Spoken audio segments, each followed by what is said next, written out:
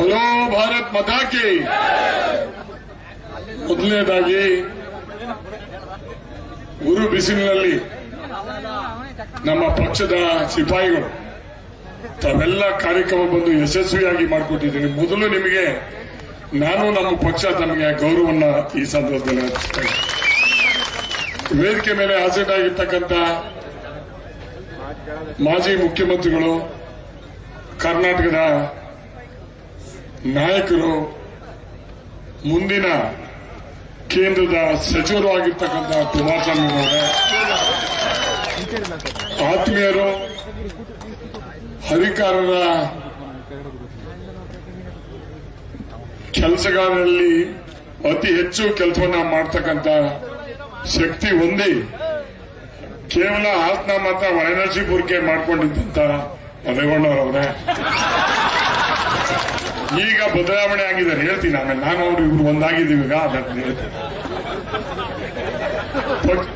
ಪಕ್ಷದ ಅಧ್ಯಕ್ಷರಾದಂತ ಸತೀಶ್ ಅವರೇ, ವೇದಿಕೆ ಮೇಲೆ ಆಸೀನರಾಗಿರ್ತಕ್ಕಂಥ ಗೌರವಾನ್ವಿತ ಎಲ್ಲ ತಾಲೂಕ್ ಪಂಚಾಯತಿ, ಜಿಲ್ಲಾ ಪಂಚಾಯತಿಯ ಗೌರವಾನ್ವಿತ ಮಾಜಿ ಸದಸ್ಯರುಗಳೇ, ಬಿಜೆಪಿಯ ಎಲ್ಲ ಮುಖಂಡರುಗಳೇ, ಎಲ್ಲ ಗ್ರಾಮ ಪಂಚಾಯತಿಯ ಅಧ್ಯಕ್ಷ, ಮಾಜಿ ಅಧ್ಯಕ್ಷರುಗಳೇ, ಗೌರವಾನ್ವಿತ ಸದಸ್ಯರುಗಳೇ, ಪತ್ರಿಕಾ ಮಿತ್ರರೇ, ಸಾರ್ವಜನಿಕ ಬಂಧುಗಳೇ, ಪಕ್ಷದ ಏಳಿಗೆಗಾಗಿ ಶಬ್ದಕ್ಕೆ ಬಂದಿರತಕ್ಕಂಥ ನನ್ನೆಲ್ಲ ಮತದಾರ ದೇವರುಗಳೇ, ಇವತ್ತು ಒಂದು ಐತಿಹಾಸಿಕ ಸಭೆ. ಇವತ್ತು ಯಾರು ಕೂಡ ಇಷ್ಟು ಜನಸಂಖ್ಯೆಯಲ್ಲಿ ಸೇರ್ತಾರೆ, ಮಾಡ್ತಾರೆ ಅಂತೇಳಿ ರೇವಣ್ಣವ್ರು ಹೇಳ್ತಾ ಇದ್ರು. ನಾವು ರಾಮನಾಥಪುರದಲ್ಲಿ ಮಾಡಲ್ಲ ಅಂದ್ರೆ ಅರ್ಥ ರಾಮನಾಥಪುರದಲ್ಲಿ ಮಾಡಿದ್ರೆ ಹೆಂಗಾಗ್ತದೆ ಏನು ಅಂತೇಳಿ. ಯಾಕಂದ್ರೆ ರಾಮನಾಥಪುರ ಅಂತಕ್ಕಂಥದ್ದು ದಕ್ಷಿಣ ಕಾಶಿ. ಇದು ಸುಮಾರು ಹಲವಾರು ದೇವಸ್ಥಾನಗಳು ಹೊಂದಿರತಕ್ಕಂಥ ಕಾವೇರಿ ನದಿಯ ತೀರದಲ್ಲಿ ಇರ್ತಕ್ಕಂಥ ನನ್ನ ಹೋಬಳಿ ಇದು. ಬಹುಶಃ ನನಗೆ ಭಾರಿ ಸಂತೋಷ ಆಗ್ತದೆ. ನನ್ನ ಗೌರವನ ಹೆಚ್ಚಿದ್ದೀನಿ, ಪಕ್ಷದ ಒಂದು ಮೇಲಕ್ಕೆ ಕೊಂಡೊಯ್ದಿದ್ದೀನಿ. ಅದಕ್ಕೆ ನಾನು ಇದಕ್ಕೆ ದುಡಿದಂತ ನಮ್ಮ ಪಕ್ಷದ ಎಲ್ಲಾ ಮುಖಂಡರುಗಳಿಗೆ, ಹಳ್ಳಿ ಮೈಸೂರು ಇರ್ಬೋದು, ದೊಡ್ಡಮಕ್ಕಿ ಇರ್ಬೋದು, ಕಸಬಾ ಇರ್ಬೋದು, ಮಲ್ಲಿಪಟ್ಟಣ ಇರ್ಬೋದು, ಕೊರನೂರು ಇರ್ಬೋದು, ರಾಮನಾಥಪುರ ಇರ್ಬೋದು, ಎಲ್ಲಾ ಕಾರ್ಯಕರ್ತರು ಭಾರಿ ಇವತ್ತು ಕುಮಾರಸ್ವಾಮಿ ಅವರನ್ನು ನೋಡಲೇಬೇಕು ಅಂತ ಹೇಳಿ ಒಂದು ಬಂದಿದ್ದೀರಿ. ಅದಕ್ಕೆ ನಾನು ತಮಗೆಲ್ಲರಿಗೂ ಕೂಡ ಆಭಾರಿಯಾಗಿರ್ತೇನೆ. ಇವತ್ತು ನಮ್ಮ ಎನ್ಡಿ ಅಭ್ಯರ್ಥಿ ಈಗಾಗಲೇ ಅವ್ರಿಗೆ ಬೇರೆ ತಾಲೂಕಿನಲ್ಲಿ ಇರ್ತಕ್ಕಂಥ ಸಮಯ ಇರ್ತಕ್ಕಂಥದಕ್ಕೆ ಮೊದಲು ಮಾತಾಡ್ಬೋದು. ಬಹುಶಃ ನೋಡಿ ಎಂತ ವಿಪರ್ಯಾಸ. ನಾನು ಅವರು ಒಂದಾಯ್ತಾರೆ ಅಂತ ನೀವು ಯಾರು ಕಲ್ತ್ಕೊಂಡಿರ್ಲಿಲ್ಲ.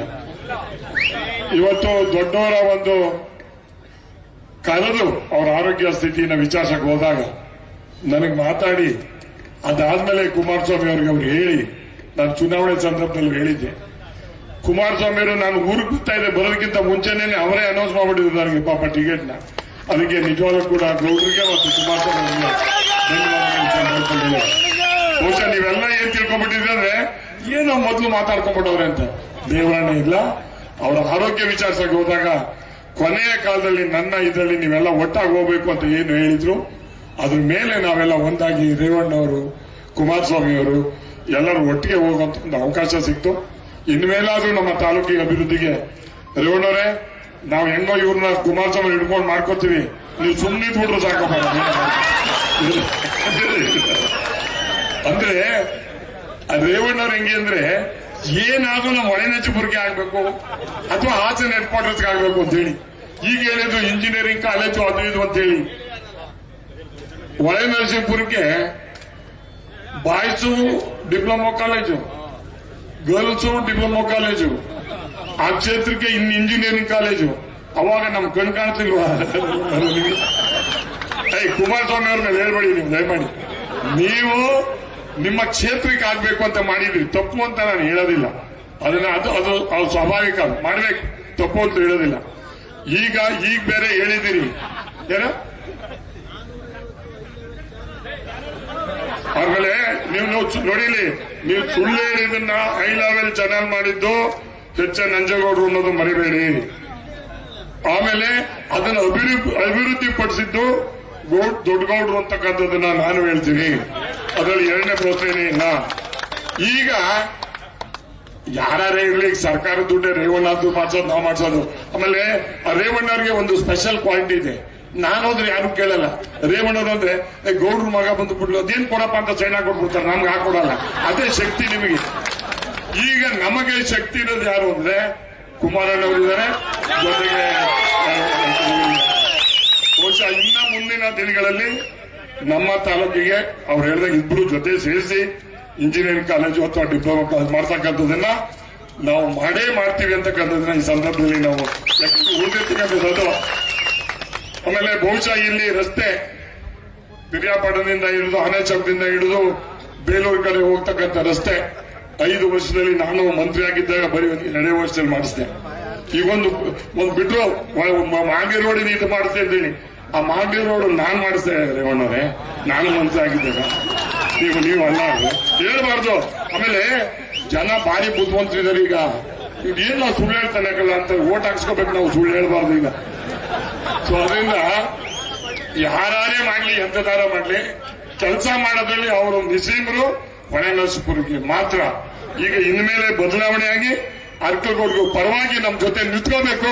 ನಾವೆಲ್ಲ ಕುಮಾರಸ್ವಾಮಿ ಅವರ ಕೈಯನ್ನ ಬಲಪಡಿಸಬೇಕು. ಅದಕ್ಕೆ ನೀವು ಇವತ್ತಿನಿಂದ ದಿನ ಇದು ಪಾರ್ಲಿಮೆಂಟ್ ಎಲೆಕ್ಷನ್, ಗ್ರಾಮ ಪಂಚಾಯತ್ ಎಲೆಕ್ಷನ್, MLA ಎಲೆಕ್ಷನ್ ಅಂತ ಅಲ್ಲ. ಇದರಲ್ಲಿ ನೀವೇ ಪ್ರಜ್ವಲ್, ನೀವೇ JDS, ನೀವೇ ಮಂಜಣ್ಣ, ನೀವೇ ಕುಮಾರಣ್ಣ, ನೀವೇ ಆ ರೀತಿ ಚುನಾವಣೆಯನ್ನ ನೀವು ಮಾಡಬೇಕು. ಈಗ ಅದು ಮಾಡಿದಾಗ ಮಾತ್ರ ನಮಗೆ ಅತಿ ಹೆಚ್ಚಿನ ಮತಗಳನ್ನ ನಾವು ಪಡ್ಕೊಂಡು ನಮ್ಮ ಕ್ಷೇತ್ರದಲ್ಲಿ 25,000 to 30,000 ಮೇಲೆ ಮತವನ್ನ ಕೊಡ್ಸಕ್ಕಂತ ಜವಾಬ್ದಾರಿ ನಿಮ್ದು ನಮ್ದು ಅಂತಕ್ಕಂಥದ್ದನ್ನ ತಾವು ಯಾರು ಮರಿಬಾರ್ದು. ವಾಗ್ದಾನ ಕೊಡ್ಬೋದಾ? ಸೀರಿಯಸ್ ಮಾಡ್ತೀರಾ? ಆಮೇಲೆ ನಮ್ಮ ರೇವಣ್ಣ ನಮ್ ಮುಗಿಸ್ಬಿಡ್ತಾನೆ. ಹೇಳಿದೀನಿ ಸೀರಿಯಸ್ ಮಾಡ್ಬೇಕು. ಪೂರ್ತಿ ಯಾವ್ದಾರ ಕಾರಣ ಇರಲಿ ನಮ್ಮ ಕ್ಷೇತ್ರ ಇಡೀ ಹಾಸನ ಜಿಲ್ಲೆಯಲ್ಲಿ ಅತಿ ಹೆಚ್ಚು ಮತವನ್ನ ಹಾಕ್ತಂತ ಕ್ಷೇತ್ರ ಅಂದ್ರೆ ಅರಕಲಗೂಡು ಅಂತಕ್ಕಂಥ ಹೇಳ್ಬೋದು. ಬಹುಶಃ ಇವತ್ತು ಮತ್ತೆ ಕುಮಾರಣ್ಣವ್ರ ರೇವಣ್ಣವ್ರ ಜ್ಞಾಪಿಸ್ತಾ ಇದ್ದೀನಿ. ರೇವಣ್ಣವರು ಎಂದು ನಮಗೆ ರಾಜಕೀಯದಲ್ಲಿ ಅತಿ ಹತ್ರ ಆಗಿರ್ಲಿಲ್ಲ. ದೇವೇಗೌಡರನ್ನ ಅವರಿಗೆ ಪುನರ್ಜನ್ಮ ಕೊಟ್ಟಂತ ತಾಲೂಕು ಹೋಗುತ್ತೆ. 83-84 ಇಸ್ವಿನಲ್ಲಿ ಯಾವ್ದಾದ್ರು ತಾಲೂಕು ಇದ್ರೆ 3000 ಗೆದ್ದಾಗ 93-94ರಲ್ಲಿ ಅದು 91-95 ಅವತ್ತು ಅರಕಲಗೂಡು ತಾಲೂಕು ಒಂದರಲ್ಲಿ 9,000 ಲೀಡನ್ನ ಕೊಟ್ಟಿದ್ದವು. ಹಾಸನ, ಅರಕಲಗೂಡು, ಹೊಳೆನರಸೀಪುರ ಈ 3 ಕ್ಷೇತ್ರ ಇಡೀ 8 ತಾಲೂಕಲ್ಲಿ ಅವರೆಲ್ಲ ಲೀಡ್ ಆಗಿದೆ. ಈ 3 ತಾಲೂಕು ಲೀಡ್ ಬಂದು ದೇವೇಗೌಡರನ್ನ ವಾಪಸ್ಸು ಇಡೀ ಈ ದೇಶಕ್ಕೆ ಮತ್ತೆ ಹೊಸ ಚಿತ್ರಣವನ್ನು ರಾಜಕೀಯ ಮಾಡಕ್ಕೆ ಗೊತ್ತಂತ ಯಾವ್ದಾದ್ರು ತಾಲೂಕಿದ್ರೆ ಅದು ಅರಕಲಗೂಡು ತಾಲೂಕು, ಹಾಸನ ತಾಲೂಕು, ಹೊಳೆನರಸೀಪುರ ತಾಲೂಕು ಅಂತಕ್ಕಂಥದನ್ನ ನಾವಿವತ್ತು ಜ್ಞಾಪಕ ಮಾಡ್ಕೋತೀವಿ. ಬಹುಶಃ ಅವತ್ತು ಇಷ್ಟು ಮಾತಾಡಕ್ಕೆ ನನಗೆ ಶಕ್ತಿ ಇರಲಿಲ್ಲ. ನನಗೆ ಲೀಡರ್ ಯಾರು, ನನಗೆ ದೇವ್ರು ಯಾರು ಅಂದ್ರೆ ನೀವೇ ಮತದಾರರೇ ದೇವರುಗಳು, ಮತದಾರ ದೇವರು. ಈಗ ನಿಮ್ಮ ಜೊತೆಗೆ ನನಗೆ ಶಕ್ತಿ ಕೊಡ್ತಕ್ಕಂಥವ್ರು ಗೌಡ್ರಿದ್ದಾರೆ, ಕುಮಾರಸ್ವಾಮಿ ಅವರಿದ್ದಾರೆ, ರೇವಣ್ಣವರಿದ್ದಾರೆ. ಈಗ ನಾನು ಯಾರಿಗೆ ಎದ್ಕೊಳ್ಬೇಕಂತ ಪ್ರಶ್ನೆ ಇಲ್ಲ.